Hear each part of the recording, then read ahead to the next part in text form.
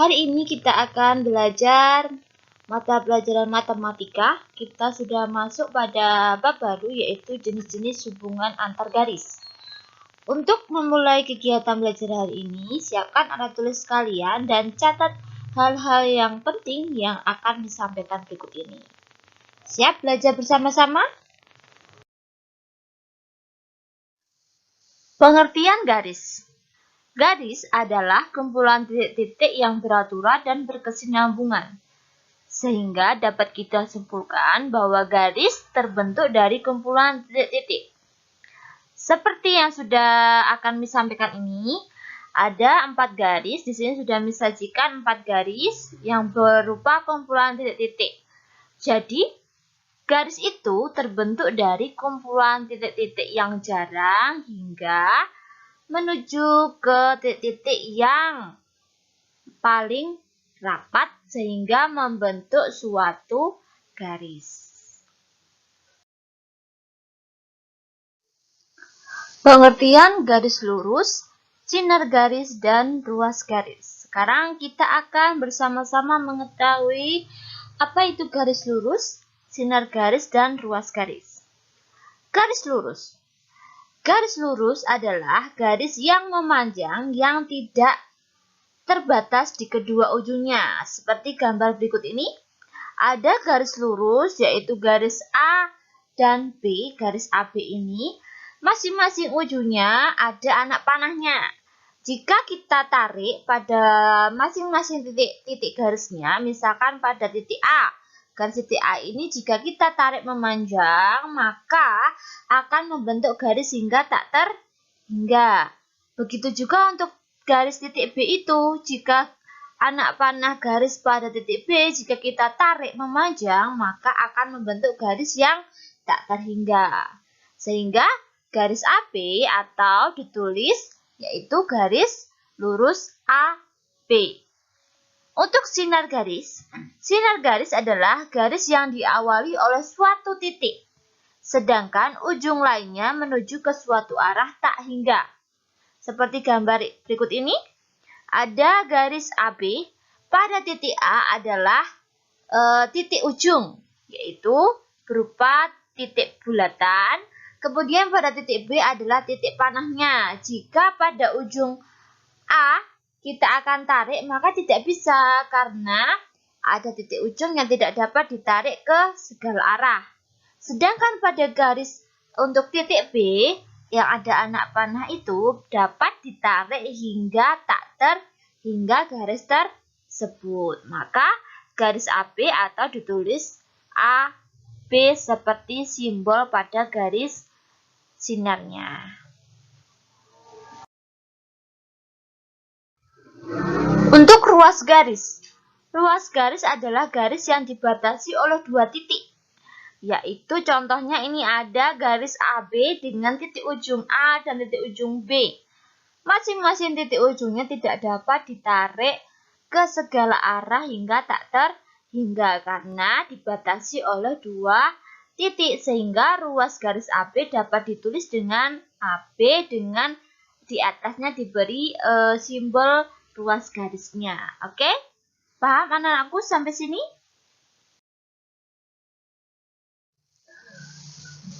Selain ada garis lurus, ruas garis, dan juga sinar garis, garis itu juga ada garis horizontal dan juga ada garis vertikal.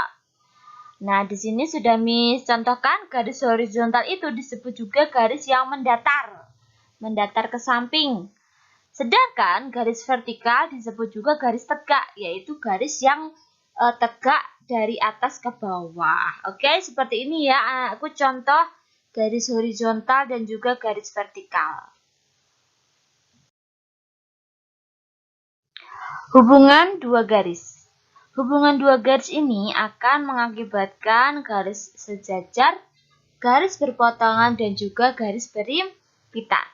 Untuk itu, mari kita belajar bersama-sama mengetahui ketiga jenis garis tersebut. Yang pertama, kita akan mengetahui garis sejajar.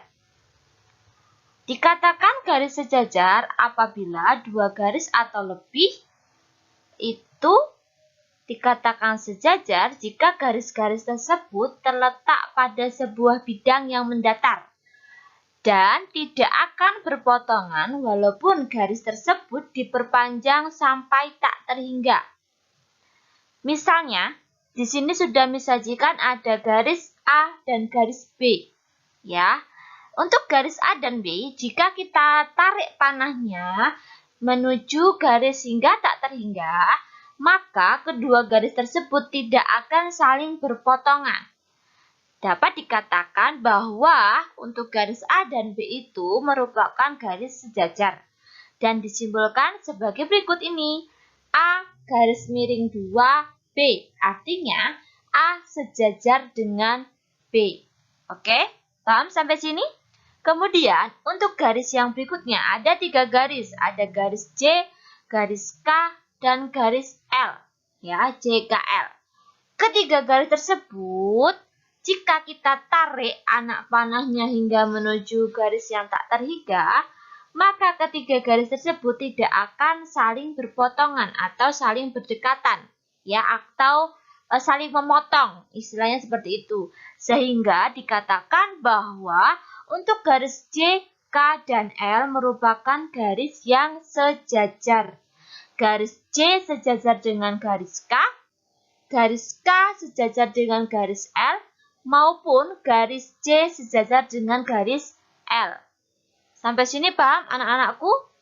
Kemudian, untuk berikutnya ada contoh garis O dan P. Ya, ini ada 2 garis O dan P.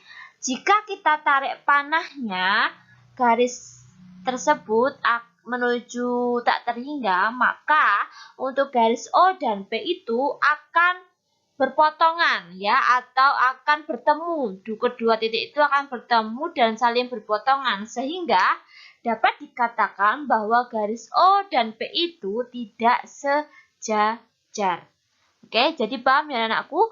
Untuk garis sejajar itu, jika kita tarik garisnya menuju tak terhingga, maka kedua garis tersebut tidak akan saling berpotongan. Nah, itu dikatakan sebagai garis yang sejajar.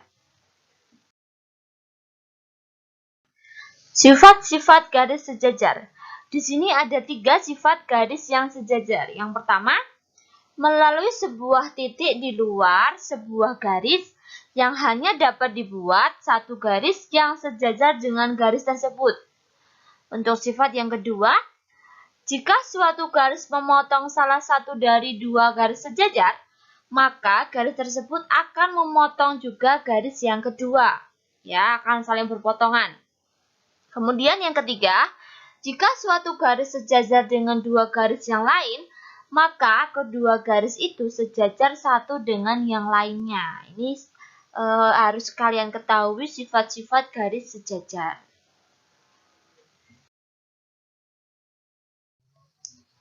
Untuk hubungan garis yang kedua, yaitu garis berpotongan. 2 garis dikatakan berpotongan apabila garis tersebut terletak pada suatu bidang datar dan berpotongan di salah satu titiknya. Contohnya, di sini sudah disajikan ada garis K dan garis L. Garis K dan garis L ini jika kita tarik garisnya, maka akan saling berpotongan pada titik merah yang sudah berikan tanda merah itu merupakan titik perpotongan antara garis K dan garis L atau titik temu antara garis K dan garis L. Di sini dinamakan titik O. Sehingga kedua garis tersebut merupakan garis yang berpotongan. Ya, jika ada 2 garis yang ditarik garis itu saling berpotongan, maka itu disebut dengan garis berpotongan. Oke? Kemudian untuk garis P dan Q pada garis gambar yang kedua ini, di situ juga terdapat 2 garis yang jika kita tarik garisnya itu akan saling berpotongan. Nah, di sini didapatkan bahwa garis P itu tegak lurus dengan Q, ya. Jika tegak lurus itu bernilai sudutnya 90 derajat, membentuk sudut 90 derajat. Dikatakan tegak lurus itu jika garis tersebut membentuk sudut 90 derajat. Maka garis P, V itu merupakan garis yang berpotongan di mana garis P tegak lurus dengan V. Hubungan garis yang ketiga adalah garis perimpitan atau garis perimpit. Dua garis dikatakan saling berimpit jika kedua garis tersebut memiliki paling sedikit dua persekutuan. Maksudnya dua persekutuan yaitu memiliki dua garis ya anak-anakku. Contohnya seperti ini, ada garis A dan garis B. Garis A pada garis warna putih dan B itu pada garis warna kuning. Di sini garis A dan B itu saling berimpitan ya. Jadi terdapat pada satu garis yang sama. Begitu juga dengan garis R dan S berikut ini. Ada garis R warna merah dan garis S warna biru. Kedua garis ini dikatakan berimpitan karena terletak pada satu garis. Oke, Miss akhiri kegiatan pembelajaran hari ini. Tak bosan-bosannya Miss selalu pesan untuk tetap semangat anak-anakku semua kelas 4A dan 4B. Jaga kesehatan dan juga tetap stay at home. Karena pandemi ini belum berakhir, tetapi semangat belajar anak-anak tidak boleh pudar. Oke, cukup sekian pembelajaran matematika hari ini. Buat matematika itu menyenangkan. Jangan menjadi ketakutan untuk kalian karena matematika itu asik dan juga sangat menantang untuk kalian semua pelajari.